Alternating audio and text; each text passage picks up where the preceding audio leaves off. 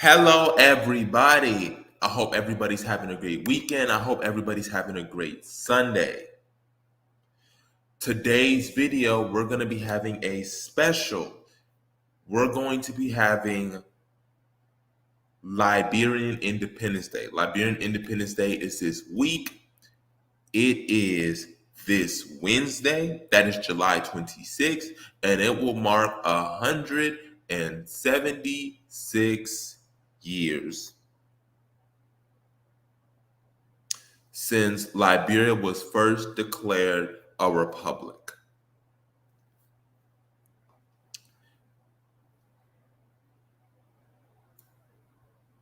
I'm going to give a couple minutes for people to come in, and then I'll dive in.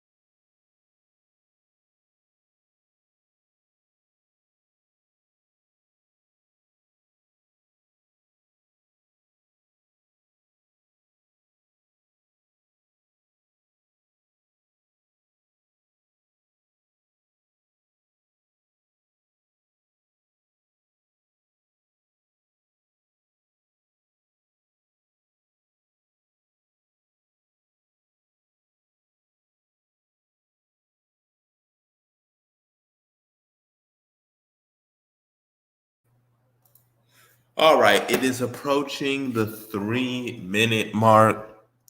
So I am going to get started. If you cannot tune in, you can always watch this on YouTube when it becomes available, if you are unable to watch it.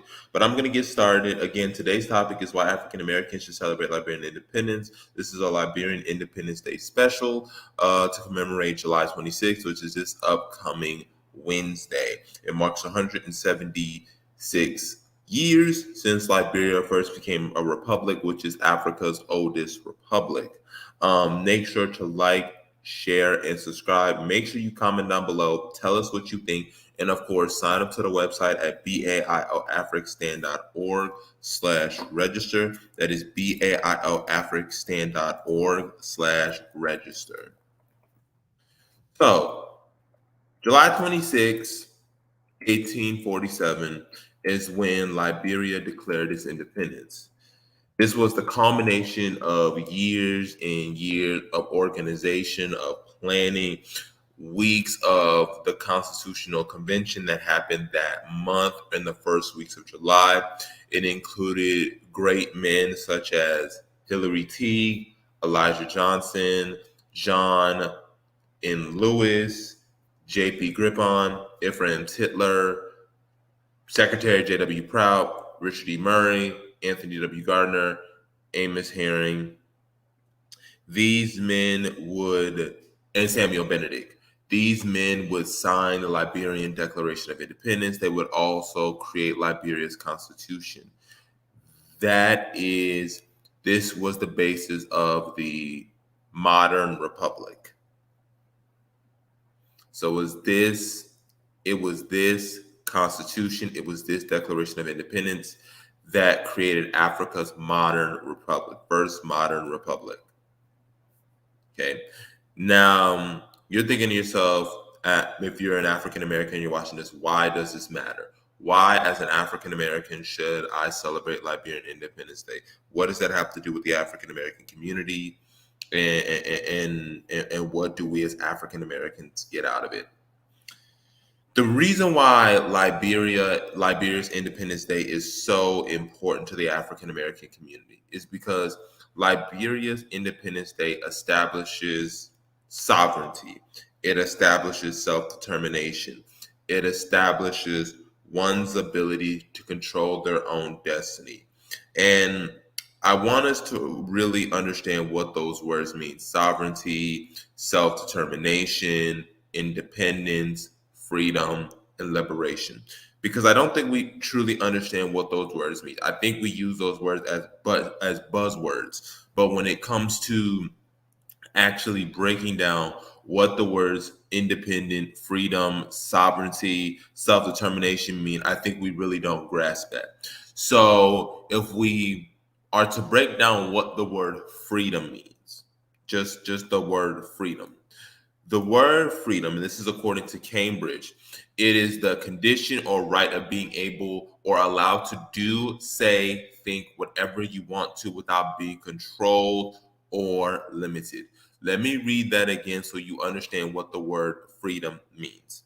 Freedom again means, according to Cambridge University, the condition or right of being able or allowed to do, say, think, etc., whatever you want without being controlled or limited. Freedom means you get to do what you want without fear that you're going to be censored or controlled. Now, freedom is not the same as being reckless. Let's get that straight. Freedom is not the same as being reckless or being careless. Freedom means you have the right to do as you so please without fear of being controlled or being intimidated or being threatened. If you cannot do that, it is not really, in essence, true freedom, because you're still being subjected, you're still being controlled, you're still being dictated to. And if we look at that in the confines of African Americans in the States, we are controlled. Black politicians are controlled. Black businesses that work in the States are controlled. Black activists are controlled. So do we really have freedom in America when we look at the definition of freedom? And the answer is no. Black politicians are constantly censored in order to appeal to a white majority population. They have to appeal to this establishment, to this status quo that is anti-Black, that is very imperialistic, and very pro-capitalist. This is often the reasons why Black politicians really don't cater to the Black community, because of that fear of backlash from the white community, but also the Hispanic/Latino community, the Asian community, and the Indian community, which also fits into the Asian, or just a subgroup of the Asian community. There's these fears, it is these backlash, it's this alienation that a lot of Black politicians will ignore Black issues. They won't really sound blackity Black or be in the interest of the Black community. They'll be on a tightrope. They'll do virtual signaling, but they won't do actually any real Black politics. They won't outline any public policy. They won't outline any plans that need to be for Black people specifically, so that Black people can benefit, because they are handicapped. They don't have that freedom to be able to truly say that, because it's going to affect their electoral viability. And the fact that we as Black people in America, we only make up 13% of the population. And because we make up only 13% of the population, we don't have that power. The blackest state in the union is Mississippi, about 38%. Then Louisiana, about 33% Black. Then you have Maryland and Georgia, each at about 31 and 30%. Then you have the state of South Carolina, and then Alabama. We don't make up a huge chunk of the population where we can dictate and control that election. So these black politicians are very controlled and they walk a fine line. So these black politicians really don't truly have freedom. Now let's look at the word liberation. That's an important word as well. Liberation is the act of setting oneself free from imprisonment, slavery, or oppression. Okay, that's one definition. Cambridge describes it as something or someone is released and made free. Okay, so that is what liberation means. The act of being made free.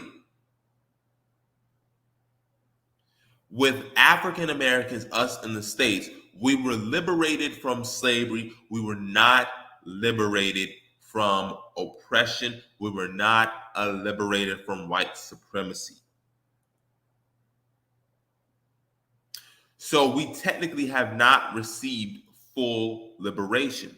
We just have been liberated from one aspect, which is slavery.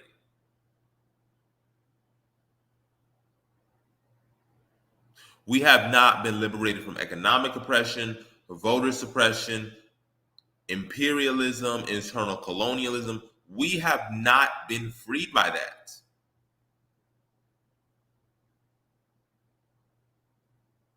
So we, in the truest sense of the word, we have not been liberated.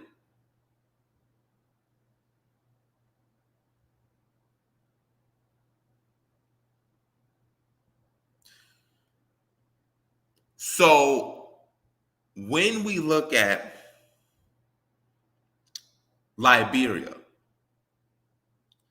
Liberia gained its independence in 1847.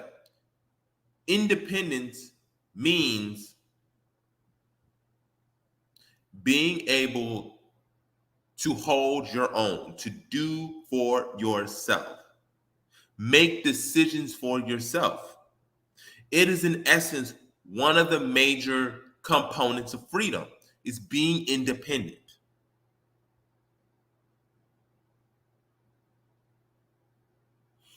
You are able to do your own decisions, you're able to make your own laws, you're able to be able to control your own destiny, how you react and what activities you do.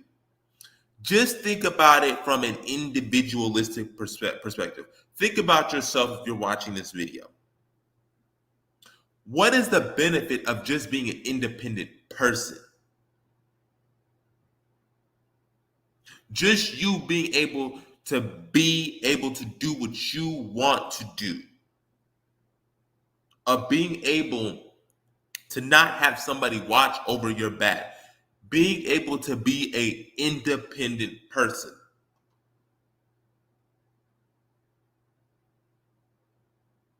There are so many benefits.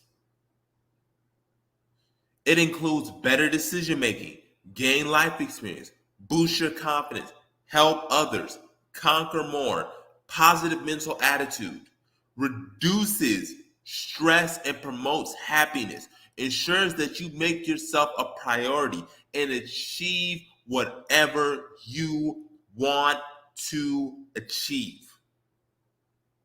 That is the benefits of being an independent person. You make better decisions. You gain that experience. You have that confidence and that positive self-esteem, that positive mental attitude. You're reducing the stress. You're feeling happy. You're making yourself a priority. And you get to achieve whatever goal you want to achieve because you are now in the driver's seat. I'm the one that has this car and drive. I control where I want to go. I control how fast I'm going. I'm controlling what lane I'm moving into.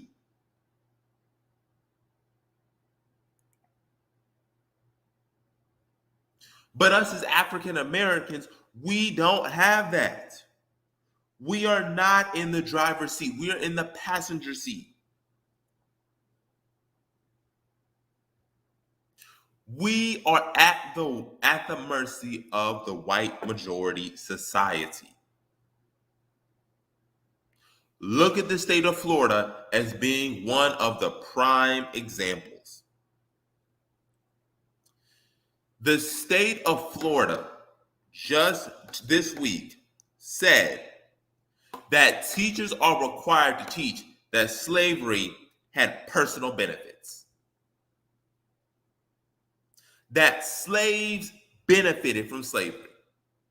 You being chattel, you being property, you working from sun up, sun down, being lashed, being whipped, having your bones broken, sometimes being roasted on a fire, having your heads on pikes. Then after slavery, you had no wealth, you had no money, you had no capital, you had no networks. So you end up going slavery by another name, sharecropping, convict leasing, and they're telling you slavery has personal benefits. And this will be taught to black students in the state of Florida. And their governor, Ron DeSantis, is defending it. This is what he wants. He's on this woke culture BS. But again, because of the fact that we, as black Americans, or African Americans, do not control our own destiny, are not independent, we cannot make ourselves a priority, and we are at the mercy of the white society. Black people are only about maybe 15% of the population of Florida. Black African Americans have no massive control over the state of Florida. We don't. That's a fact.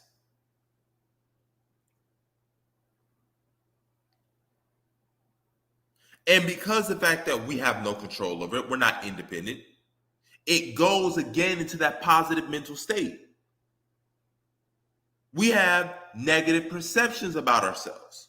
We have low self-esteem. We're being taught whitewash history because we are dependent on a white majority society.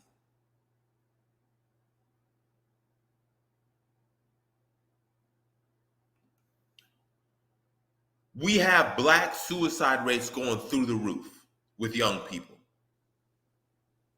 We have black people saying that racism is going to get worse in America and it's not going to subside anytime soon. You have black mobility non-existent. Black people who are rich are more likely to fall to the bottom than just a random American. All of this is why you needed a Liberia. All of this is why they went to Liberia. It's in the Declaration of Independence. They talked about how they were taxed without their consent and without any input on the society. They talked about how they were being systematically oppressed, being abused, being mistreated, and that it was necessary for them to come back home. It's in the very beginning of the Liberian Declaration of Independence. They talk about this being an asylum for African people, for the oppressed children of Africa. Those founders of Liberia represent the black African Americans, the African American experience. You had Samuel Benedict, where I'm from, the Low Country, Gullah Geechee Territory, Savannah, Georgia. You have people like Amos Herring, Elijah Johnson. You have the Presbyterian, Ephraim Titler. You have Hillary Teague from the state of Virginia. These people who some of them were born free, but some of them were born on plantations, who saw slavery firsthand,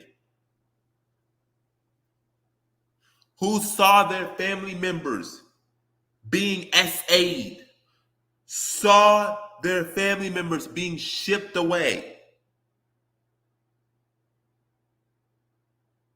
having to work in the fields. Understand, y'all, in the Savannah area, the low country of South Carolina and Georgia, 54% of Black children during the days of slavery did not survive to the age of 15.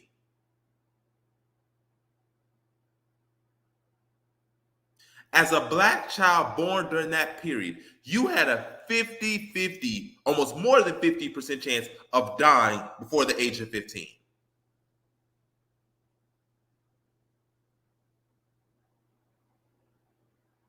The conditions were inhumane. All of these conditions is what shaped those founders' minds and shaped as to why they went back to Africa and the Windward Coast. It's the reason why you had people like them stomp out the slave trade in America. I mean, on the Windward Coast, from the Galenas all the way to the Cavala, Trade Town, Sestos. There's a reason why they did all of that, because they saw it with their own eyes.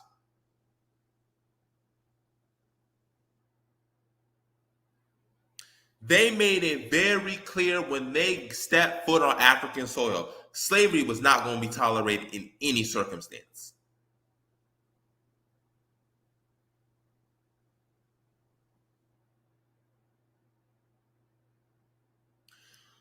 So Liberian independence is an African story. It is an African American story. Liberia is a reflection of us. And I say that constantly. They came from our families. They came from our towns. They came from our states.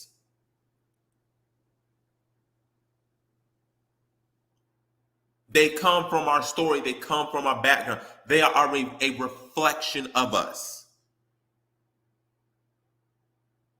So us celebrating Liberian Independence Day is celebrating our achievement of becoming Africa's first modern republic. It is us celebrating our people deciding they are going to control their own destiny. They were not going to be under the control and the direction of the American Colonization Society, also known as the ACS, a private organization. That they wanted to have full control over the land and resources to which their feet were standing above. That's why. One second.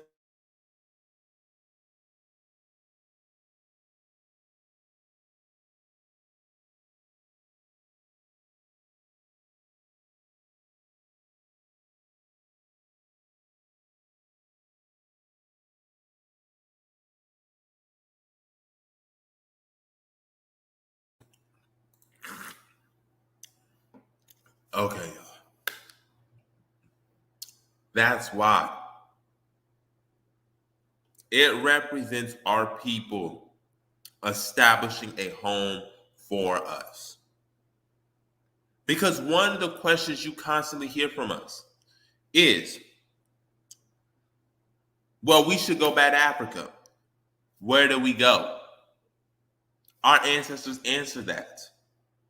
Liberia answers that question. There is no open-ended question, where should we go? That question has already been answered. Our ancestors answered when they left the shores of America in 1820, established a settlement at Cape Mesurado in late 1821, early 1822, became Monrovia, that culminated in Liberian independence. It's been answered. There's no where do we go. That's already been answered. And it's there. It's waiting for us. The simple reality is, do we want to embrace it? Do we want to take it? You have a mind of gold, a mind of cobalt, a mind of coltan, a mind of rare earth minerals. Do you want to use that to your advantage? Do you want to benefit from it? That's honestly what we have to ask ourselves as African Americans. And if we do, then we need to embrace it. And that's also first recognizing that you're a sovereign country. You're a sovereign people. There's a lot of talk in African American circles about how we're a nation, or we're a nation within a nation. Yet we don't represent the nation that we helped establish. We don't celebrate that Independence Day. Liberian Independence Day should be the equivalent of Juneteenth, bigger than Juneteenth. You got Black people who say that Juneteenth is Black American Independence Day. I see that as an insult. Here's the reason why. Independence Day means you're becoming independent. So what have with Juneteenth represents the last slaves in Galveston, Texas being free. Okay, they're independent from slavery. We get that. What country did Black America gain its independence from? We got independence from slavery. We got liberated, really, from slavery. What country did we get independence from? When we got off of slavery, were we controlling our own destiny? Were we coming up with our own laws? Were we coming up with our own constitution? Were we creating our own military? If not, we didn't gain. That's not an Independence Day.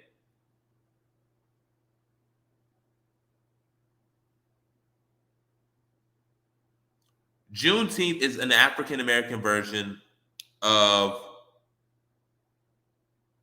Emancipation Day. Emancipation Day is celebrated in the Caribbean, but Emancipation Day is not Independence Day.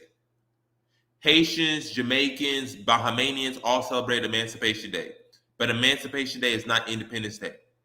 And people in the Bahamas, in the Caribbean, will tell you that.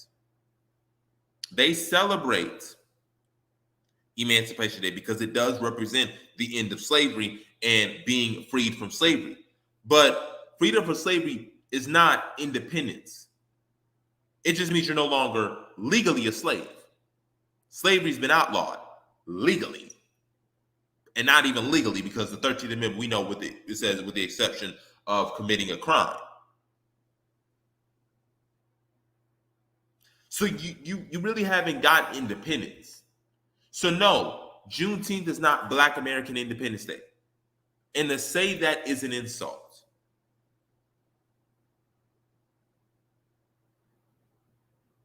The only African American Independence Day that really is of significance is Liberian Independence Day. The only.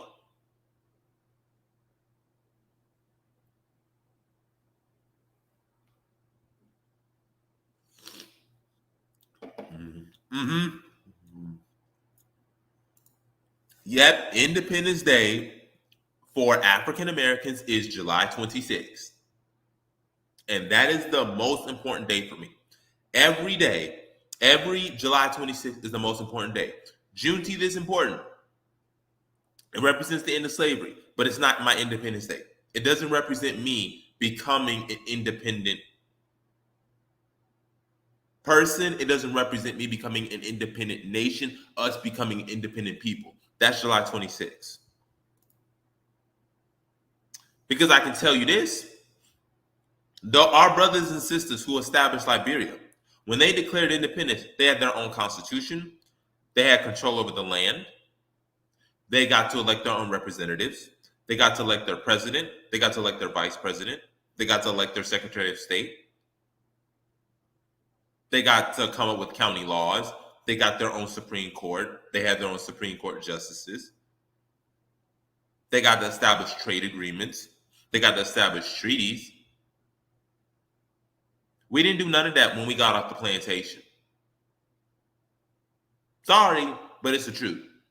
We didn't get any of that off the plantation.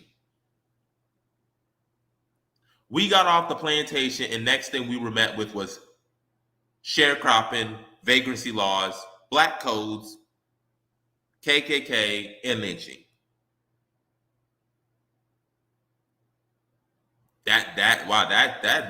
That's independence. That's the Independence Day. If that's Independence Day, I don't want it. I don't want that.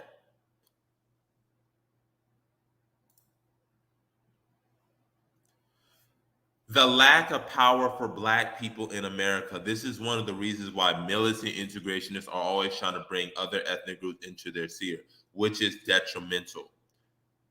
Indeed, preaching white alliances and other silly ass backwards rhetoric, other ethnic groups of color have established nation states controlled by their countrymen. African Americans do not. And you want to know the difference between those other ethnic groups and us as African Americans? Find me the African American embassy right now. Where on Google Earth or any GPS system I can find the African American embassy? Because I can pull up at the Indian embassy. I can pull up at the Cuban embassy. I can pull up to the Iranian embassy. Obviously, the U.S. and Iran have difficult ties, but Iran has embassies that exist that I can show up to anywhere in the world. Canada has its own embassies. Nigeria has its own embassies. Tell me where the African American nation embassy is. That Black America, if I right now were to put in on Google Maps, I can locate the Black American embassy. It doesn't exist. It doesn't exist.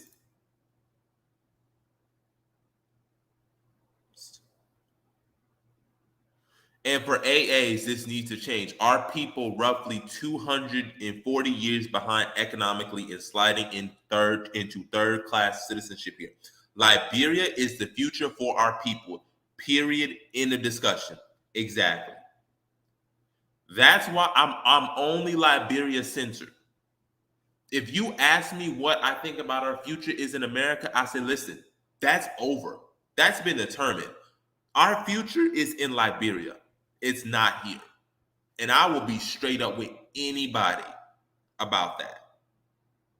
I'm not going to fight a losing battle. I understand people love saying, and they want to sound idealistic. The struggle continues. Let's have an honest conversation about that. Nobody want to be struggling. There is no pride in the struggle. Okay? You don't take pride in struggling to pay rent. You do not take pride in struggling to pay healthcare. You do not have pride struggling to pay your electric bills. You do not take pride in struggling to feed your kids. So why are we taking pride in a struggle of trying to get acceptance of overcoming white supremacy and white violence? That has been going on since we first arrived here in 1619 in the British colonies. Why are we taking that as a sense of pride?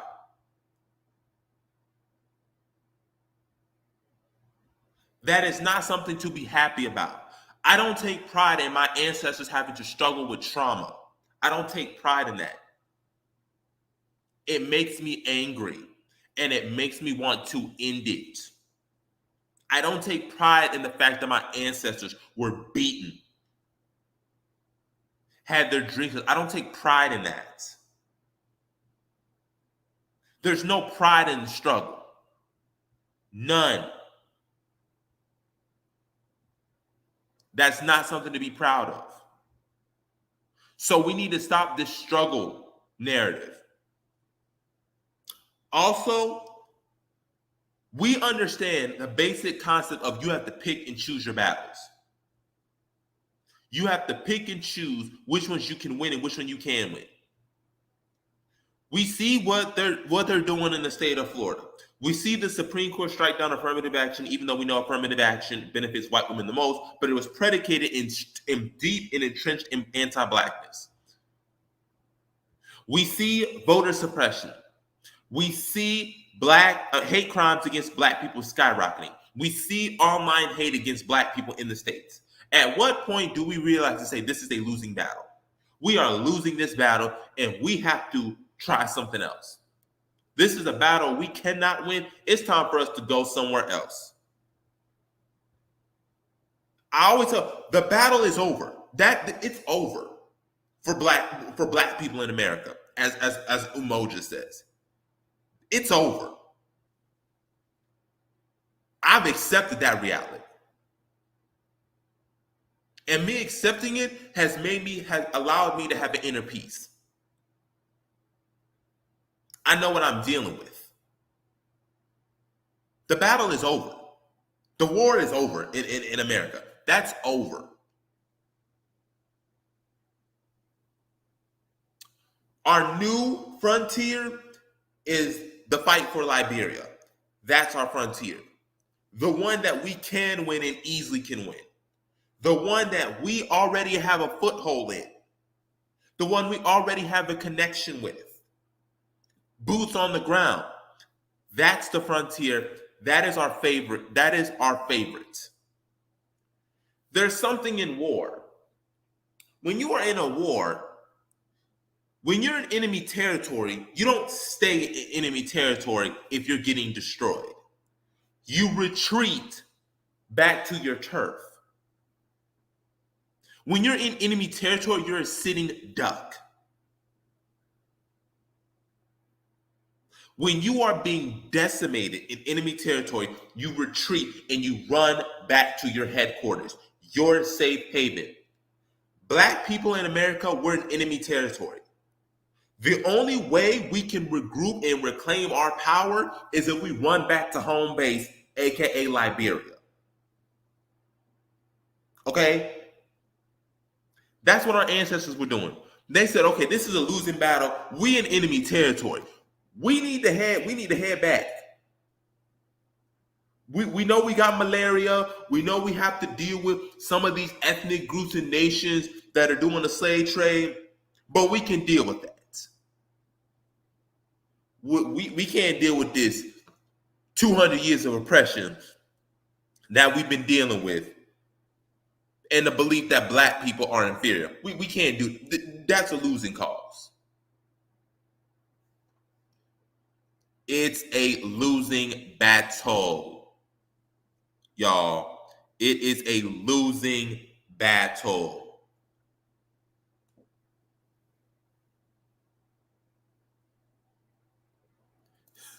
Facts. It's the Liberian embassy in Washington. That is the African American embassy.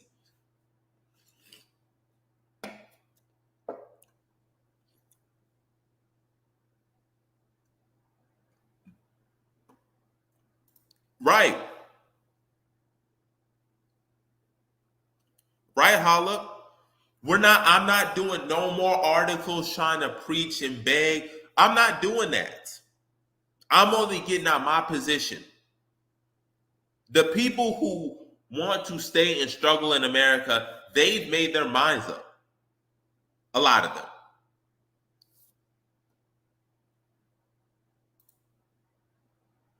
Exactly, Holla. Do people want to struggle to breathe?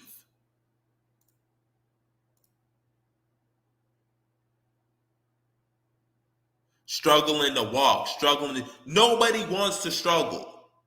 Nobody. I don't know where we get this mindset of it being great to struggle. There's nothing good about struggling. I don't want to struggle to breathe. I don't want to struggle to walk or see. I want to be able to do that with ease and with breeze. I don't want to have to struggle to survive. I'm not trying to do that. You can do that, but I want the path of least resistance. And that doesn't make me, oh, you say, oh, you're giving up the fight. You're a coward. No. It is literally scientifically proven things take the path of least resistance. Why would I spend so much energy fighting in America, having to go through all these hula hoops, all these hurdles, when I could just go to Liberia and have those hurdles completely out of my way? You see, because that's a lot of time consumption and a lot of energy. I want a straight lane to build. I don't want rocks, hurdles, fences in my way. I want a straight lane to where I'm going and what I need to do. And until we get to that point, or I should say, we're already there. But the people who don't, they're going to find out real quick. Yes, Ronan, there is nothing noble and pride about struggling. Got too many Black people in America proud to identify with this struggle fetish.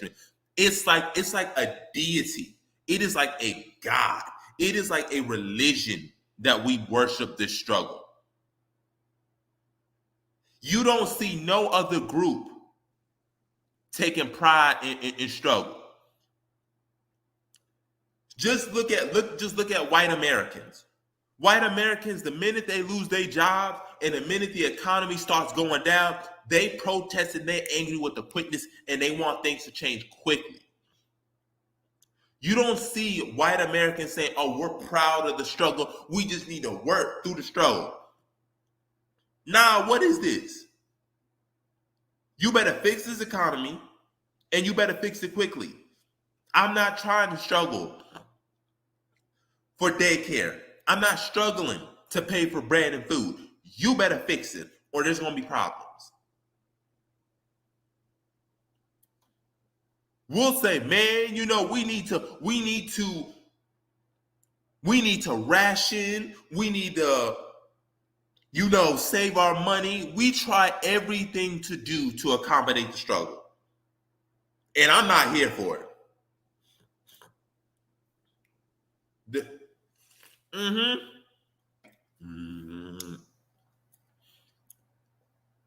There's no prizes.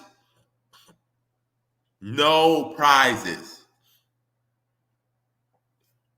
And I'm glad you brought that up, Ronan. What do we win?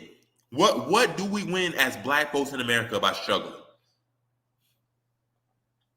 As a matter of fact, us Black people struggling is why people across the globe don't want to be us. Oh, excuse me. Pardon me, excuse me. We've all heard the phrase, everybody want to be Black but don't want to be Black.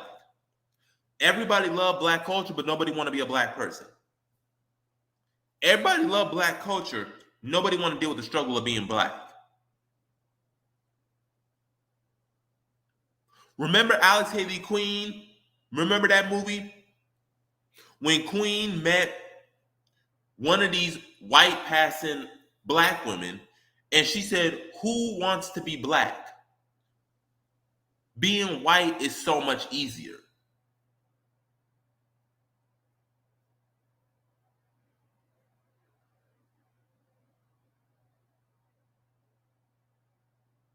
Nobody wants to struggle. Nobody. And they're not wrong for that. I don't want to struggle in my life. I don't want my life to be harder than what it is.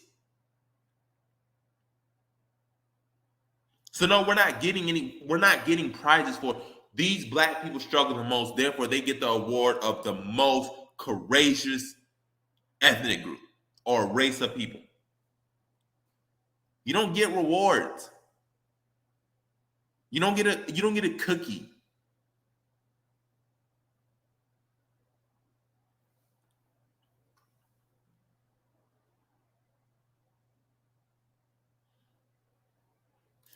And these leaders browbeaten AAs to proudly identify with the struggle fetish culture. Yep. Mm-hmm.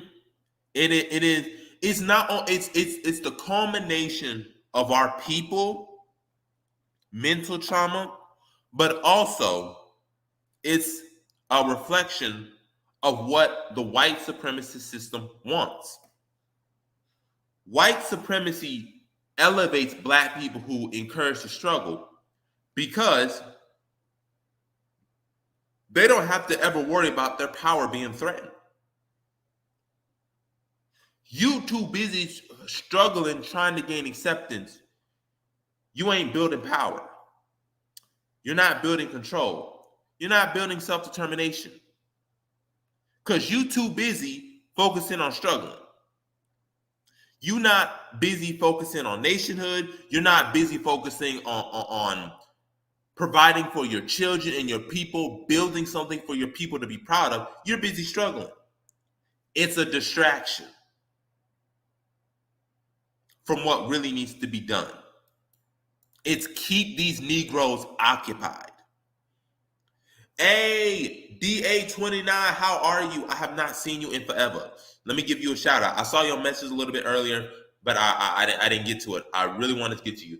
DA29, it's been a long time since I've seen you, since I heard you. What's been going on with you? What has been going on with you? But yeah,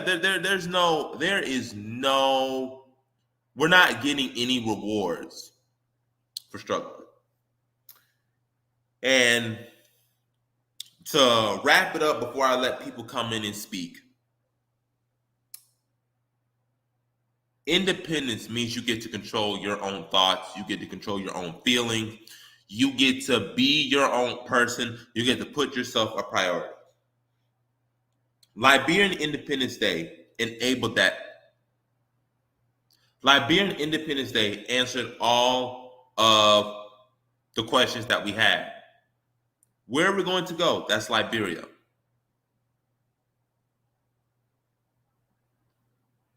What country do we have a connection in Africa with? It's Liberia. No, oh, Africans don't want us. Liberians do. Liberia answers that question. Once I studied Liberian history, I studied about Joseph Jenkins Roberts and Stephen Allen Benson and H.W. Grimes and Arthur Barclay and Garrison W. Gibson and William David Coleman and Elijah Johnson. Once I learned about all these noblemen, Susanna Lewis, Miss Anna E. Richardson, once I learned about all these people, I'm like, this is the country. What are we doing? What are we waiting for? It's obviously this country. There's a reason why our ancestors were choosing Liberia. There's a reason why Denmark Vesey wanted to go to Liberia. There's a reason why Abdul Rahman landed in Liberia.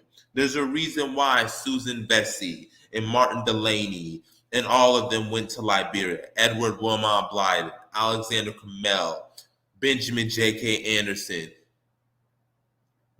Amy Ashwa Garvey,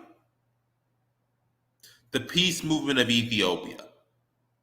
I can keep going on and on and on. There's a reason why they chose Liberia. Because Liberian independence made it possible. Understand something. Before Liberia gained its independence, a lot of African Americans were strongly opposed to Liberia because of its association with the ACS. Once the ACS and Liberia separated in 1847, African American opinion of Liberia changed. Because now Liberia was no longer under the control or had to deal with the stain of being associated with the ACS. Liberia 1847 is everything. Not 1822, not 1839. They were the building blocks, but 1847 is the culmination. It is the grand prize. It is the championship trophy. It is the Super Bowl trophy, also known as the Vince Lombardi trophy. That is the cherry on top, the peak of the mountain. And our ancestors made it possible for us. So if you say we as African Americans don't have our own country, that is a lie. We have the Liberian flag. We have Liberia. People who came from our states that designed that flag. Marielle Hunter came from my state of South Carolina. She was one of the women on the committee to design the flag. Sarah Draper from Pennsylvania. Collinette Teague and Susanna Lewis from Virginia. You had Sarah McGill, also known as Miss J.B. Russworm. She was on there as well, Maryland. All of these people came together to make Liberia the country it was for us. That one star on Liberia within that blue cannon, the blue represents the continent of Africa. The star represents Liberia being the lone star republic of the continent. Read the Liberian Declaration of Independence. Every African American should be required to read the Liberian Declaration of Independence and the Liberian Constitution. They should also read the speeches of the Liberian presidents. But of none the least, it should be mandatory to read the Liberian Declaration of Independence and the Liberian Constitution of 1847, not 1986. That is what is currently governing, but it's not the foundation. It is not the authentic Declaration of Independence. That Declaration of Independence and Constitution is in 1847. Okay. The Constitution of 1847 is a masterpiece. I've read it. You should read it. You want something to be proud of. You want an independence worth celebrating. Celebrate that. It's what Paul Cuffey wanted. It's what Absalom Jones wanted. Prince Hall wanted. Richard Allen wanted. So all these men wanted. Why don't you carry their torch, listen to them, and actually celebrate Liberian independence? Hold on, my battery's getting low.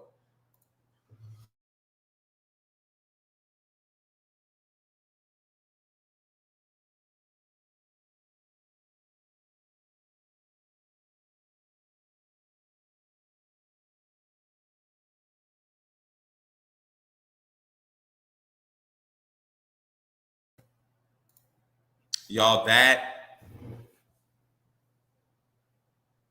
is what our ancestors wanted.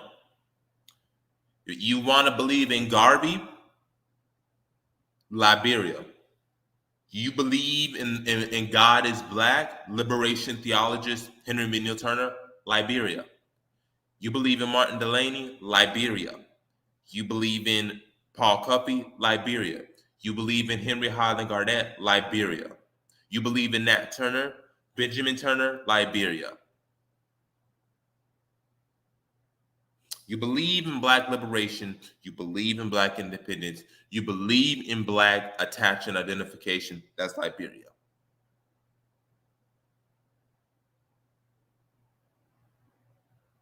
It is ours. We have to embrace it.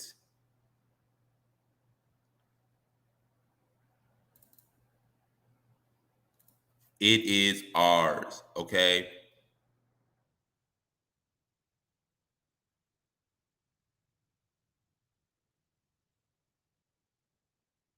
I just want to say this.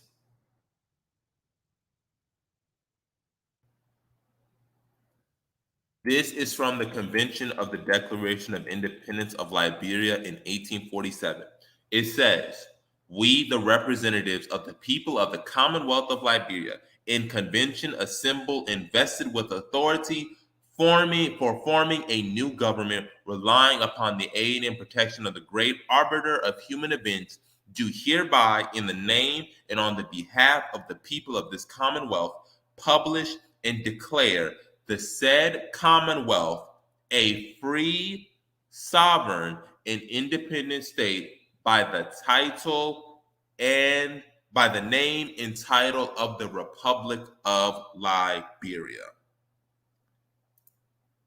I'm going to read that one more time for you guys, and I am going to let people into the chat or open up the lines if you have any comments.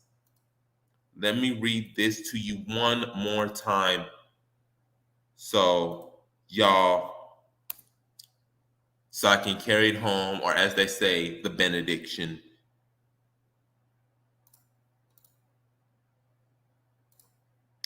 We, the representatives of the Republic of the Commonwealth of Liberia, in convention assembled and vested with authority for forming a new government, relying upon the aid and protection of the great arbiter of human events, do hereby, in the name and on the behalf of the people of this Commonwealth, publish and declare the said Commonwealth a free, sovereign, and independent state by the name and title of the Republic of Liberia.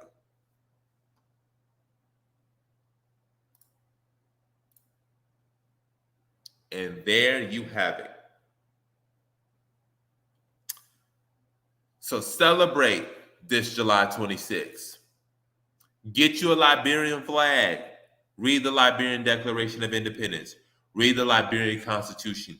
Read about Samuel Benedict. Read about John Day. Read about Ephraim Titler. Read about Richard E. Murray. Read about Secretary Jacob W. Proud. Read about Anthony W. Gardner. Read about Elijah Johnson, Hillary T. Read about all of them. Read the Liberian Bill of Rights. Read the Liberian Bill of Rights that was enshrined upon us by our ancestors. Read it and embrace it.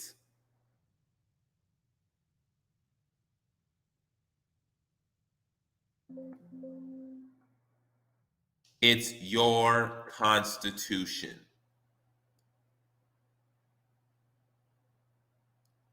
It is my Constitution.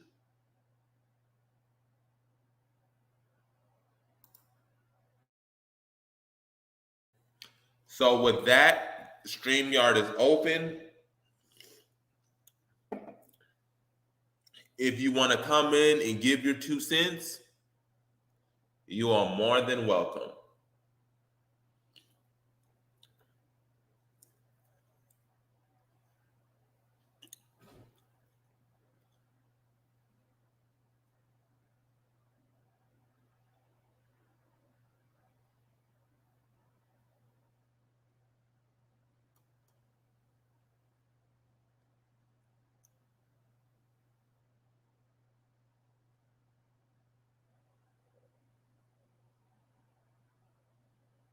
If you have anything you want to say, you can come in.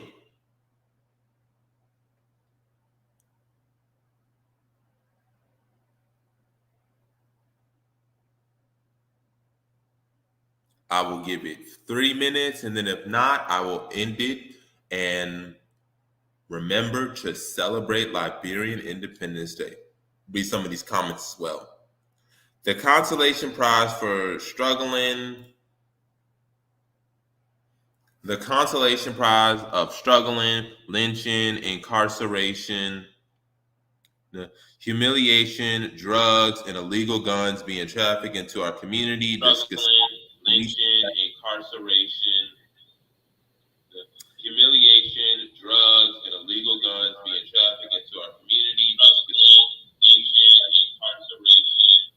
inadequate and unequal healthcare. That's the consolation prize.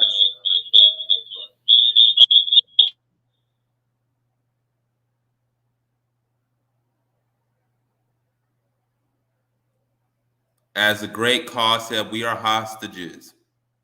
We are hostages. Yes, that is facts. We are hostages.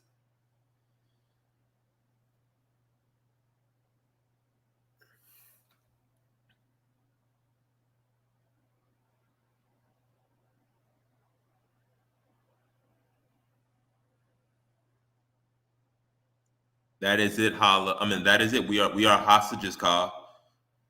Hostages, and we think we got freedom just because we can move within the house.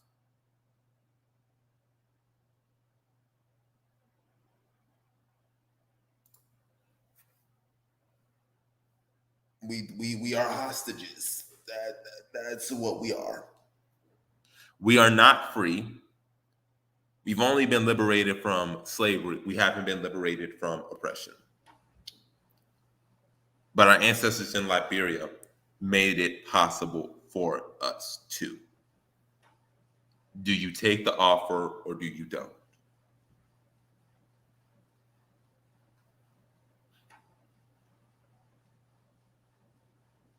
Peace, Mr. Peace, Hollow. Peace. Can you hear me? Yeah. Yeah. Came on to have you back.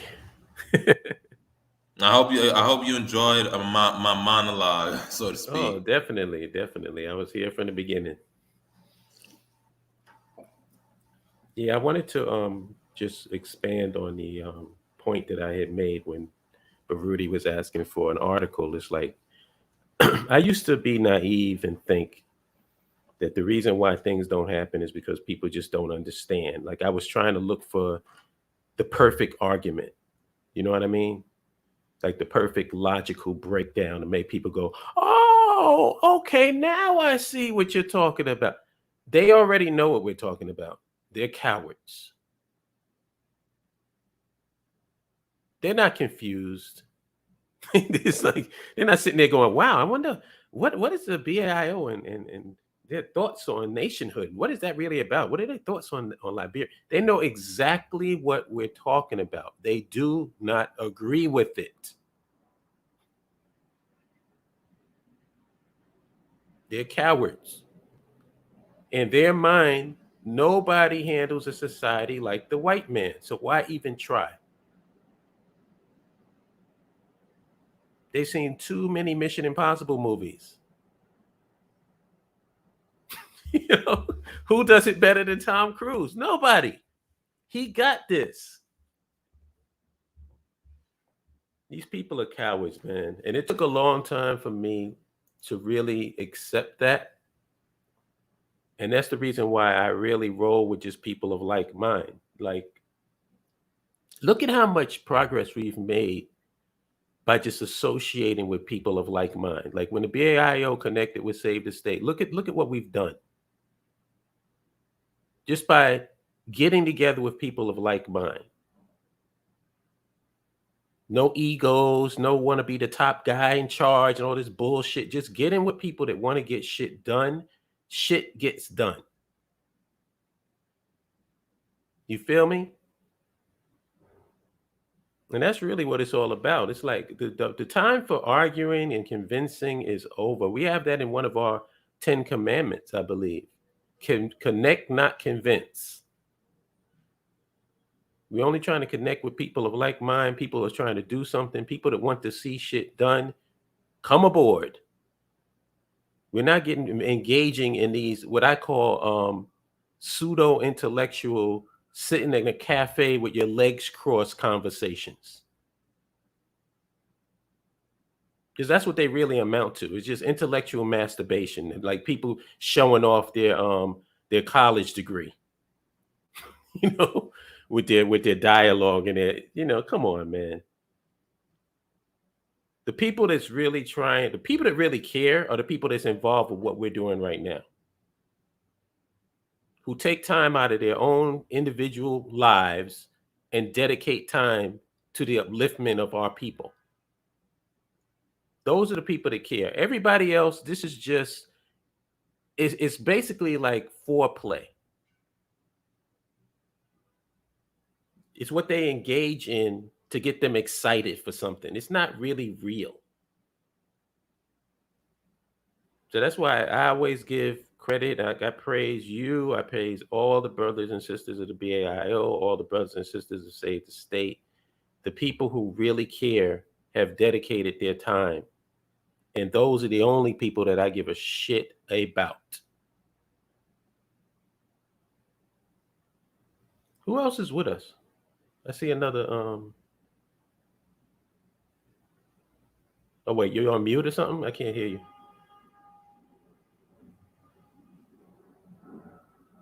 Hello?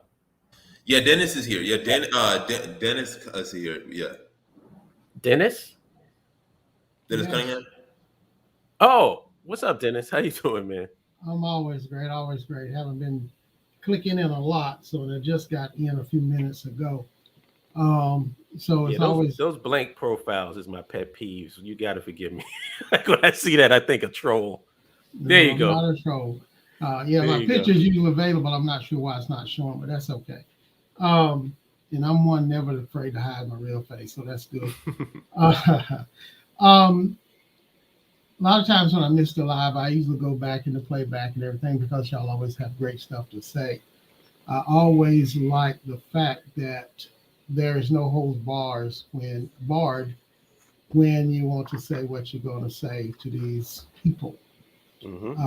that are still afraid to even look into what you're saying, that don't want the options. And what is happening all the time is you have some young ones say that old people didn't do this and won't do that. You have some old ones saying the young ones might just don't know anything. Versus saying, okay, this is our, yeah, we have a history, but what about the now? What about what are we going to do for the future? Hmm. My thing is trying to learn more. I finally did my ancestry and all that, but trying to learn more about the process of what we are, because I know y'all been doing things on the ground in Liberia, doing things, conference call, and all of that. So I'm just trying to catch up to where we are, to what we as a people need to do to have that as our incorporate that as our nation, whether we there or not, and we still need to visit whether we relocate or not. So just trying to find out those steps now. So I'm kind of trying to catch up a little bit. Cool. Jabari, let me ask you a question because it's nice to have a young person actually on the line, so I can ask them this question directly. Um, has your generation got it all figured out now? Oh heck no. Our generation, it's a hot mess. Some of the stuff they be on, I don't know what they be on. See, that's the reason why I asked him that question is um, a lot of young people want to just disregard the older generation. And I Mm-hmm. always say, well, okay, well, I guess you guys got it figured out, right? You've mastered white supremacy. You've mastered nationhood, haven't you? You don't need us. Hmm. See, but Jabari doesn't have that mentality. He Because knows I that. understand my ideas are not new. A lot of young people act like their ideas are new. Like, oh, Exactly. we need a breakfast program or we need to defund the police. As if the Black Panthers didn't come up with that. As if you had the Revolutionary Action Movement didn't come up with that. It's this idea that us as young people, that older generations just didn't have that, or these ideas are new. Nothing you saying is something that has not been articulated before. Hmm. And another thing that they need to realize is that not every older person is a reflection of their generation. I Correct. don't think that Jabari is reflective of his entire generation. I think he's special. I think he's unique. So why is it that just because you were born at a certain time that just means you down? No. If you was a bootlicking Negro in 1950, now you're a bootlicking nigga in 2023. What difference does it make? Yeah. You What think is that just happening? being young is some um ticket to consciousness and nationhood? There's a lot of ignorant people now, just like there was a lot of ignorant people then. I don't consider myself a reflection of my generation because my generation was fighting me like hell. Hmm. They were against everything that I was for. So now I'm going to be lumped in with the bootlickers? No, sorry, not happening. And that's all generations actually. Exactly. We was all young, the young ones at one time or another, and thought knew something a little bit more fresher. I think the difference to me is during the time, because I was one of those baby boomers actually, we actually had a community and we talked, meaning that news had to travel by word of mouth. And now, because of social media, that's why a lot of these people now think they got the new information and things. And I'll give an example. When Jennifer Hudson put the "And I Am Telling You" out, a lot of people in this generation didn't even know that song was original by Jennifer Holiday. Mm-hmm. You understand what I'm saying? So they were shocked to know that there was a person in another generation that made that song, that was the originator of the power of that song, performing the song. And Right. so they were shocked when they saw them come together and sing it. And a lot of responses like, I didn't know. We thought she was the originator of it. So going back to what you were saying, both of you, a lot of this stuff, as Jabbar said, is not original. It's sometimes just repackaged or just heard for the first time. But it's brought by mostly by social media, not by the communication directly by these new generations that have social media to use. So a lot of stuff they get is they think it's brand new. And so the struggle still goes on when it's mostly a mental struggle versus a physical one. Mm-hmm. And a lot of those young people don't realize that song is like the Stalkers' national anthem. Yeah. But what I'm saying, they just had no clue. Like this, I'm Mm-hmm. saying there was always people rebelling or pushing against or wanting to go different places or not down with the Jim Crow or anything. There was always fights and struggles, but they had like I hear a lot of times, young people didn't do anything but just go on and just be slaves. You know that you really don't know your history. Like compared to them, like are they Yeah, free? yeah, It's they one of think those they things. are. It's one of those things that I always say. I always say we have like, oh, our ancestors didn't do this. If your ancestors didn't do stuff that they did, you wouldn't be where you were. Thank I'm you. Right. pretty sure you would have still been a slave if it wasn't for those generations before you that were fighting in revolts, that were poisoning their masters' crops, that were resisting, that allowed you to get off that plantation to where we're not on a plantation right now. It's just this total disregard of understanding, excuse me, how you got there. Because in order for you to go forward, you have to know where you first came from. How did we get to this situation? And then how do we move forward from this situation? Yeah. So, and also our generation wasn't so much about being so inclusive to everything. We wanted to build our own when you come out from things. Most of the generation now still want to remain with everything and still say that you really believe in your own people, but you can't do that. And you want to be associated and approve of everybody else but your own people. It doesn't work that way. My thing Mm-hmm. is, if you shouldn't be talking about blaming people if you haven't gotten it figured out. Right. Because last time I checked, we still under the socioeconomic and political domination of the people that run this country, white people. Yeah, Mm-hmm. they don't So understand that. That's the one thing they still can't get. It's not about so much. They got them crying racism all the time. They don't really understand. What do you own? What you don't own the waterways. You don't own the electrical grid. You don't own the monetary system. You mhm. really don't own the lands. So you can holler like they want you to holler, but the point is they got you under thumb. That's the reality. Yep. So why not associate and try to, if you want your sovereignty, and I say this to all people, there can be no reparation without a nation. You just never going to happen. You talk about it, the hustlers can talk about it all they want, but until you associate yourself with a collective nation, which you can't do here, you're gonna have to do it from the continent, no matter where. So until you do that, then there's nobody can recognize you as a nation to repair.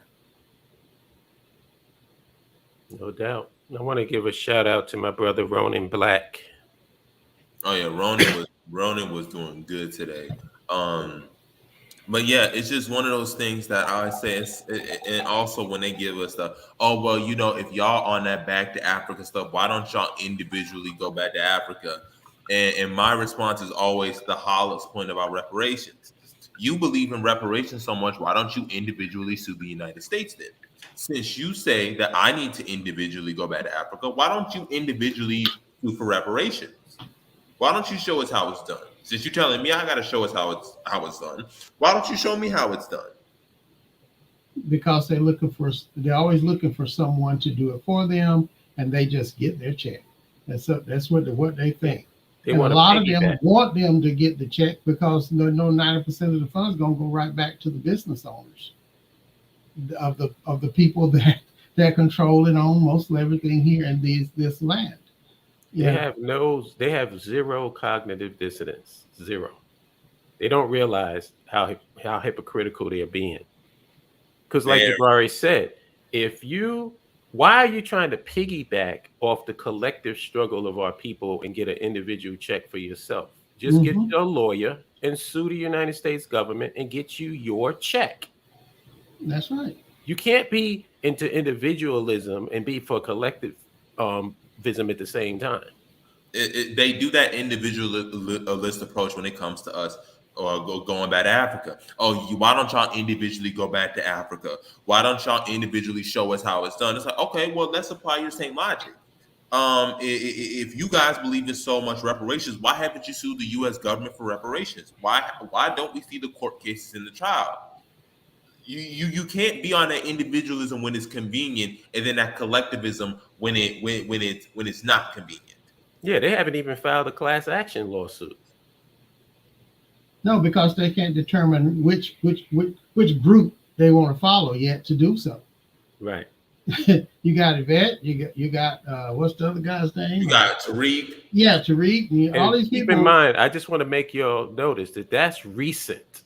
Mm-hmm. Those are recent groups. There's groups that be way before them fighting for reparations. Yes. And understand, Tariq is just a knockoff on ADOS, and people are still following this dude. When this man, this is what I mean by our people just snake oil. Yeah. Man, you know what people are listening to, Jabari? And this is real. This is something that we got to deal with. Our people are listening to the Black Authority, Tariq Nasheed, Umar Johnson. What's that other guy named? Dan Calloway. No, Dane Calloway. But it's the Black Authority and that other guy. I think it's the Professor same person to me. Professor Black Truth. Yeah, Professor Black. That's who our people are listening to. That's where our people are getting their information. And what are these guys doing? And I'll say it. I don't give a fuck. These guys are misery merchants. They have no solutions. I've listened to their live streams and their shows. All it is a bunch of fucking complaining about white supremacy. And how degenerate Black people are. Because, like I said, I used to be an avid follower of the Black Authority in 2018, 2019, 2020. I was active listening to the Black Authority and Professor Black Truth. I would be listening to his shows and his shows after hours. Wanted to watch the movie Gentrified and Race War. I was one of his major followers. But then over time, I was just like, I'm not going to listen to you anymore because, like, what do you have? Number one, what do you have to offer? But just your politics is off. You know what it is? It's the shock jock effect. I don't know if you're familiar with this, but every once in a while a shock jock. I remember before, like this was way before your time. It was this guy named Robert or Morton Downey Jr. whatever. Yeah. He was a shock jock. Very sensationalistic. Fights would break out on the TV set and all this other stuff, and it was exciting for a short period of time, and then people got tired of it. What's his name? Imus in the Morning, another shock jock. People got tired of him after a while. Howard Stern, another shock jock. People got tired of him after a while. Star from the Hot 97. Shock, it's very shocking content, but it's boring because you can't maintain that for long. You can't be shocking all the time. You know what I'm saying? So people just eventually get tired of it. And just like with the conscious community and the rest of these guys, people are tired of hearing about white supremacy with no solutions. What is the solution to the problem? Are we just going to call and bitch and moan? Because first of all, I don't think that's something men should be doing. Men should be about fixing shit. Men should be about solutions, not getting on the phone crying and bitching about white people and oh, if he was white, and all of this. How long can you listen to that content? It's same thing with this red pill content.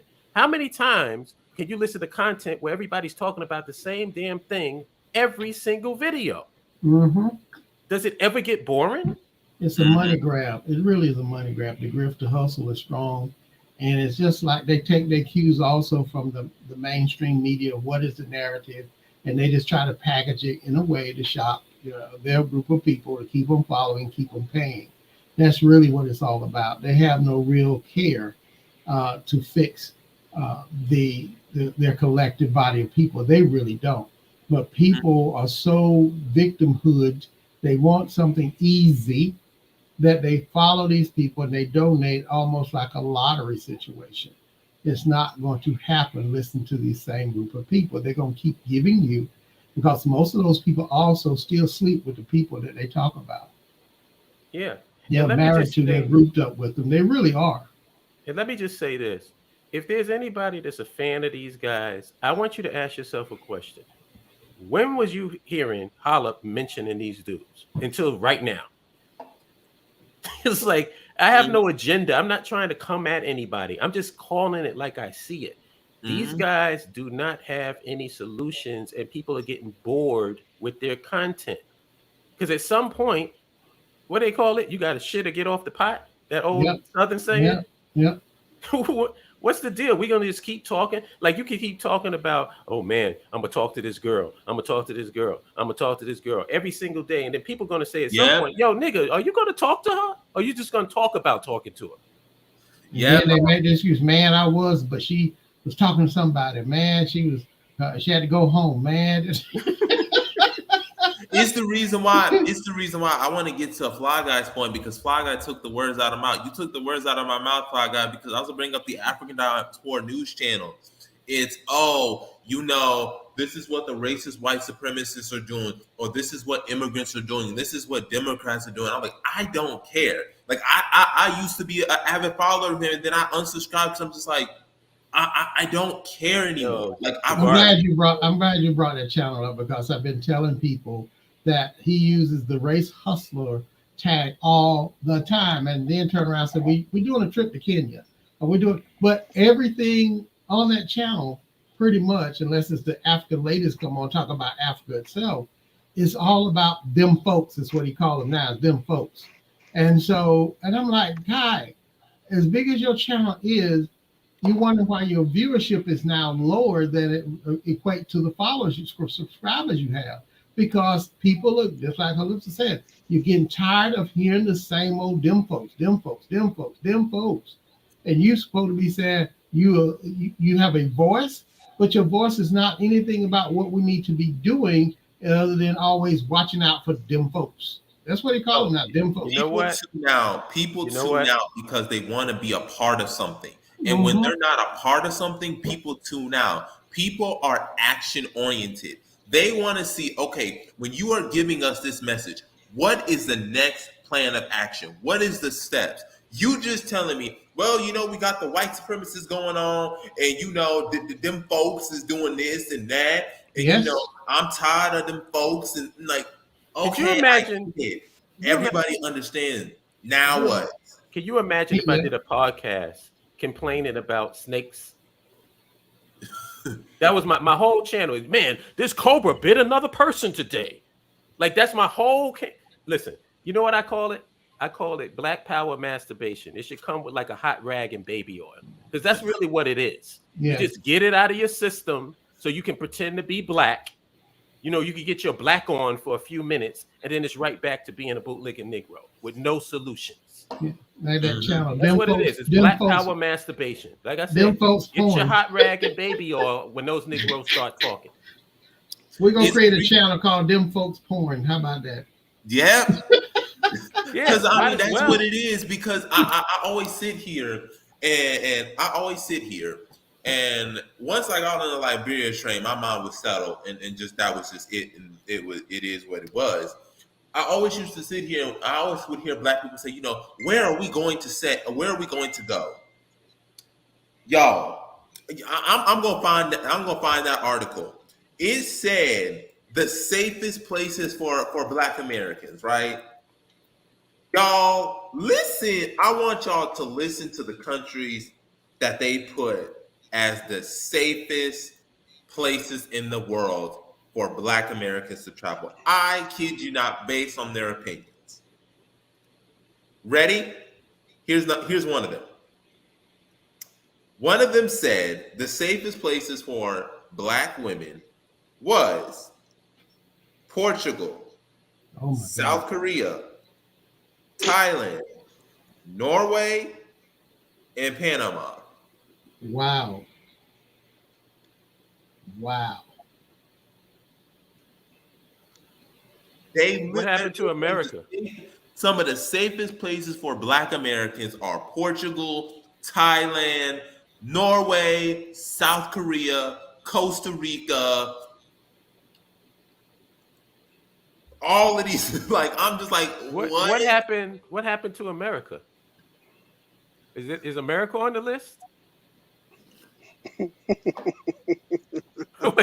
those are the places that they are also trafficking those people disappearing at as well. So I guess it is the safest place for them to get their ovaries. So you mean to tell me America is not on the list of the safest places for Black women? Wow, I am shocked. Well, they live here, so they can't. They're not to travel. They didn't give them another state to go to. And this was in the page of USA Today. And I'm just thinking to myself, y'all said these are the safest places, and none of y'all brought up a place on the African continent or Liberia. I'm like, we can't be serious. We are not serious at all.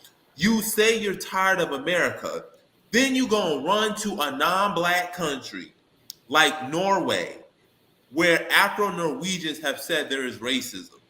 You're fleeing to Portugal. We're the original people of the enslaved. You know what I think, man? And this is my, I don't know if y'all agree with this, but I think racism and white supremacy is sort of like, you know, the when you go to like an amusement park and they have the horror thing, like the haunted house. I think that's what it is for Black folks in America. They just like walking through that house to get, you know, that temporary jolt of adrenaline from being scared. They just love racism and white supremacy because they have no desire to get away from it. Yeah, they always rather fight that in imaginary. Yeah, they want to go to the haunted house than to have to fight their own demons, because the reality is when you as a collective body go with your people, you know you're going to be checked and held accountable. The other people will let you be crazy enough because their laws is for you. So as long as you got that little joke, you thinking that you're doing something, and you got some more content as well to say, well, no matter where you go, them folks. Dennis. So what happens? Them folks. But you go everywhere but the African continent. Dennis. Yes.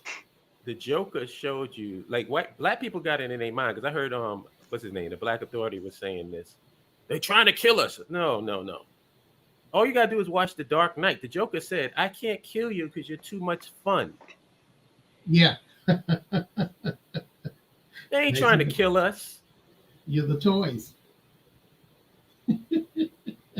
We're too much fun. They love this relationship, this back and forth, this perpetual conflict that we're going to just intergenerational. We're just going to pass it on to the next generation of Black people so we can keep this Batman versus the Joker relationship going on with white folks. Yeah. Like I said, makes sense. I pay attention to your actions, not your words. Mm-hmm. A lot of people can say a lot of things, but I pay attention to what you... My brother, rest in peace, said this to me a long time ago. He said, never pay attention to what a woman says, only pay attention to what she responds to. Mm-hmm. Mm-hmm. And I've remembered that, and I've taken it beyond just women. I think that applies to people in general. Yeah, don't pay attention to what they. The same thing. Yeah, don't pay attention to what they say. Pay attention to what they respond to, because that shows who they really are. You know, I was reading this tweet on Twitter, and I usually don't agree with anything he said, but he says there's one thing that he says that matters more important than just because the conscious community talks about who you marry. He brought up what's more important is where you live. And that to me does have a powerful statement, because on one hand, you got black folks complaining about America and they tired of America, but you run to a US ally in South Korea, you run to a US ally in Europe, in Portugal, in Britain, in France. Are you really the anti-white supremacy that you claim you are? Because if you were really anti-white supremacy, if you were really for black empowerment and really for our ancestors, you'd be living in Africa. You would be living in Liberia if you were really down with it. How many times have I said people that's trying to kick crack don't live in the crack house? Listen, you know why they want to go to those countries? They have a slave fetish. Yeah, a lot of this is sexual, I believe. Yeah. A lot of it, it's like I said, it's that get off. It's like this, just getting it out of your system, like relieving tension. That's what it is. So when they call up into these shows and complain about, see, this white boy did a video and see how they disrespect us. They really showed their true color. It's 2023 and they just now showing their true colors. In 2020. So you didn't know. This was like some mystery to you before this guy came out with a video. Like I said, that social media effect versus knowing your real true history. That's because it's all about clicks and views, son. It's all about clicks and views. This is the problem with daily content. You do a lot of talking about stuff that you really shouldn't be talking about, but you have to do it because you just want to clicks and views. Mm-hmm. Just like the Dem Folks channel guy said once about, you know what, I think South Africa would be a great place because it so much looked like the United States. Oh, yeah, you mean I'm sure Diet Pepsi is just as good as Pepsi. Few white people own everything, but you got a black face on it. Is that what you're talking about? Yeah.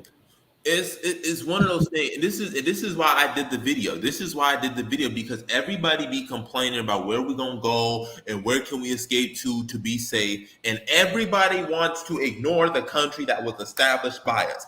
Everybody just wants to leapfrog, put a blindfold over their face over the country that we established. Like, where are we gonna go in Africa? It's right there. Do you not see that country right there? It's right there. It's on a map. I can point to it. It's right there. No, there's nothing else that needs to be discussed. All of that needs to be discussed is what cities are going to be built, where they're going to be built, what institutions are going to be built there, and how we're going to move everything there. Yeah, how are you going to fix it up? How are you going to fix it up? If your house is dirty, do you just get a demolition crew and tear it down? No, you fix it. You clean it up. If it's yours, that's what you're supposed to do. So I'm not even trying to hear, oh, well, Liberia is in bad shape. Well, no kidding. Who cares? What are you going to do about it? America is in bad shape for you. What you doing about that?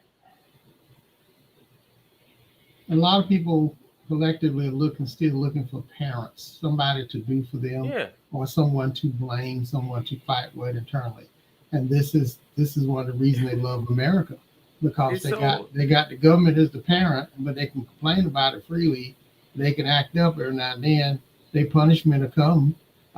But to go to Liberia or any other African country, you can't have an excuse. You're going to have to fall in line to help build, or if you want to survive. A lot of people that move over are coming back because they couldn't get with the proper culture. They thought they can, those that do make it long term, they learn what the cultures they are in. They learn the system they're in. But they also learn that there's no handouts for them as well. And so the ones that go over and come back, there was no handouts to keep them going because they didn't prep long enough vision for it. They just wanted to run there because someone else was excited. And the other thing is, you hear them all the time talking about, we built this country. Our ancestors' bones are buried here. But what you don't realize, every place that have been developed in any small in history, the Africans came from Africa to do it. So whether they stayed or went back or whatever, so you still are from that country, that continent somewhere, no matter what you think. So why can't you now either if you can't go build, help fund the builders and connect yourself with that. And that's what I always say. If anybody in the old generation can't do anything, get behind those that are not the false prophets and the fake people and the hustlers. Get behind the real people that are showing you what they're doing, and at least put the money in it to help them to get you to the next level. So that's one thing I always encourage baby boomers and beyond to do. If you don't have if you're not a warrior, at least be a blacksmith, be a monetary, be doing something for the front line can stay front line. Understand, we got people trying to build Black Wall Streets in America, right? You have Black folks saying they're going to build a town in Georgia. They're going to build a Black town in Wyoming. I saw that recently. A Black family buying land saying they're going to build a town in Wyoming. Who is going to live in Wyoming? Come on. In Wyoming, a solidly red state as well, depending on whether or not you lean, what politics you lean into. But it's like we're focusing on building in the wrong places. You could do much more in Liberia and circulate the Black dollar in Liberia. How many times have we said, how many times has Carl reiterated that Liberia is the only place where only Black people can be citizens, own land, and all the land is owned by Black people? You're literally moving into a Black environment that would be having the Black dollar circulating on autopilot. You wouldn't be thinking about it. It's like, are we speaking another language? Like, it's literally that simple. Physically, but mentally, their problem is anything fails, they don't have the white man to blame. And they got to go back to that all the time. My solution to that problem is to not even have them involved in anything that we're doing. Problem solved. Let's only deal with people who's trying to do something, people that are productive, people who want to engage and spend their free time to actually make things happen. Anybody that's not doing that, I don't give a shit about your problems. You deal with them. Mm-hmm. It's just like what I said before, like the perfect response was by this brother. He was talking about moving. He wasn't talking about Liberia, but he was just talking about moving to the continent on this show. And the brothers on there said, well, if you move to the Africa, what about the people that's here? And you know what his response was? He said, that's your problem. Exactly. And that was the perfect response. It's like, why are you questioning me about what I'm going to do about the people that you want to stay in this nonsense? Shouldn't that be your responsibility? Mm-hmm. What are you doing about it? Yeah, you're not giving them an alternative. Don't get mad when a lot of Black folks say, listen, we're leaving. We're heading to Liberia. We're building up our country. We're doing what our founders wanted us to do. Don't get mad, because at the end of the day, people want, number one, they want alternatives, but number two, people want answers. People want solutions, and people want something. They don't just want you talking. You keep telling us, oh, well, if we have a mass migration to Africa, and that was the same excuse Frederick Douglass said. Well, if the best Black people in America leave and they go to Africa, then what's that's going to do for the future of Black people in America? Listen, that's not our job. That's not our responsibility. That's your responsibility. If America doesn't want to do that, America's showing you who they are. That's not our fault. But what we're not going to do is we're not going to waste time being up in a country that has shown constantly blatant disdain for us and has made it very clear that they don't care about us. We're not wasting our time because we value our time. One of the things I say is time is more valuable than money, because you can always recuperate money. I can't recuperate 30 years of waste time doing activism in America. I can't recuperate that. So question is, let's say I'm sharing information with someone. What is the first thing, well, for me, what is the first thing to do as far as the process to connecting with Liberia as a citizen, or just, or the steps we need to take? I know y'all been working a lot of groundwork over time. So like I said, I'm trying to get caught back up. So. Yeah. Man, I wish Carl was on here. I really wish Carl was on here. She could have give us the Liberian perspective. But I would say that for us, the first steps that we have to do is, first of all, show people that we're building something, that we're not just talking about, oh, Liberia is the answer, but that we're actually building. We're doing projects right now, and the fact that we're doing projects and we'll eventually be able to show, that'll get people involved in what we're doing. The first steps, them getting involved. Then once we do that, we sort of teach them about the history of the country, and give them, some basic, simple things to read. Like, hey, read the Constitution. Hey, read the Declaration of Independence, just to get them familiar. And then we outline our vision. And the reason why we outline our vision is that people can follow and people can hold us to our word. I've always been the person that you have to give people a vision. You have to give people this. If you follow me, this is what we're going to implement in Liberia. And so that's what I try to do over time to convince people. Acknowledge the problems that we face in America, how they're going to be solved in Liberia, and what policies and steps we're doing in Liberia. And if they follow us, this is what they're going to get. So that's what I would say. Holla. One of the reasons why my approach is the way that it is because the conscious community has made things so convoluted and complicated that if you notice, I try to just break it down to its barest essentials. If you want a Big Mac, you got to walk into McDonald's. It's just like, it's that simple to me. Like when you want to be engaged in whatever you want to engage in, you go to the people that's engaging in it. It doesn't require anything more than that. Be in our circle. Be in the social media outlets that we're on. Be in our inner circle, and you will gain all the information that you need. It's that simple. And you are, so you already know. You're already there. So you know how it goes. You're in the WhatsApps. You're in the Signal groups and stuff like that. So you see everything going on. And when you want to input something, you can. And when you want to get information, you can. So it's just being involved. That's the biggest thing. If you're interested, be involved. Good. You don't have to fast. You don't have to pray. You don't have to be vegan. You don't have to, go through all this other stuff. Just be involved. Because we're more concerned about how you feel about our people in Liberia than what you choose to do with your own personal life. That's your business. Right. We don't get involved in that. We just want to know, are you for nationhood? Are you for our people having our own independent nation state and embracing that? Cool. Welcome aboard. Mm-hmm. The disingenuous people are the ones who care about you and your personal choices. Yeah, the divisive type topics. That's really what that is. Anything that can keep us arguing and fighting instead of looking at the prize, those are the people who no one should be listening to. But unfortunately, that's who the vast majority of our people are listening to. Like I said, it's misery porn. They tune in so they can get their misery on.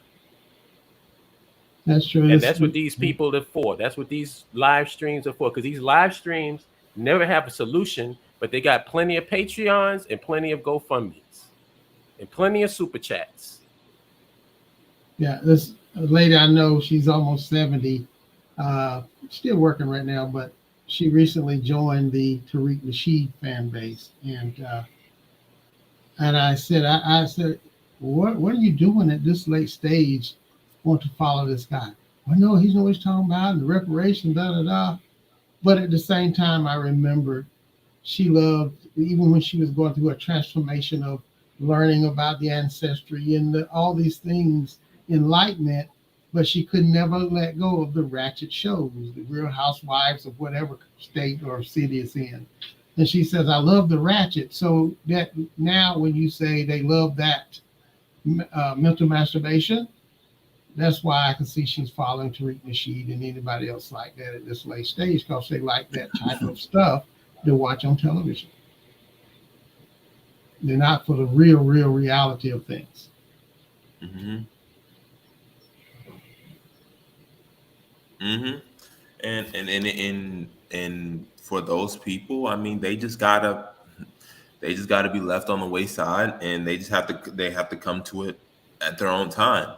One of the things that Liberian Independence Day has done for me, and what Liberia has done, is it's motivated me to take action, motivated me to establish a vision, to set public policy proposals, and really learn as much as I can so that I can be that leader. Because I look at it as, in my lifetime, what do I want Liberia to look like in 2050, in 2040? When I move to Liberia, what am I going to contribute? And all of that motivates me into doing what I do right now. Because when you have somewhere that you can claim as your own, and you have the history, it's not like we don't have a history there. We don't have, connections there. We have a history and connection unlike no other in that country. And the leaders that made it when they signed the Declaration of Independence and allowed us to be independent, free, and sovereign. So, we have to focus on that, and just be the best people that we can be, because we don't have too much time. Time is of the essence, and I don't have time to be wasting with these intellectual debates that have no tangible solutions. Disingenuous. I think about climate change. I'm thinking about space exploration. I'm thinking about technological singularity. These are all the things I'm thinking about. I'm thinking about, how do I control that? How do I, influence on the global stage with trade and diplomacy? That's what I'm thinking about. I'm not really thinking about, this is what Black men and Black women are doing, or, this is what you should be doing with your dating life. I really don't care about that. So, that's, where my mind is on it. And that's really, when I study Liberia, that's all I focus on.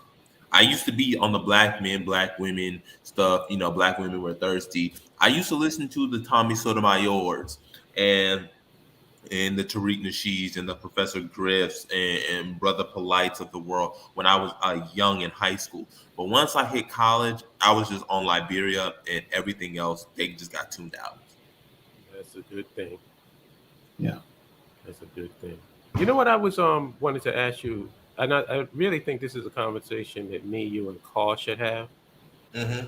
But what are we going to do on July 26th to show solidarity? Yeah, I don't know yet. We gonna have to have a conversation. Because I was thinking of something just as as small as changing our icons to maybe the Liberian flag or something. I don't know, but just something to show some solidarity online. I think that we should do that. I'm just putting it out there. I don't know what that should be, but I'm just putting it out there. Yeah, we'll definitely figure out something. Or maybe have like a BAIO Save the State logo, like the one that we have. Everybody just puts that up as their avatar or their profile picture for the day. That would be cool. Yep. I think we should definitely do it.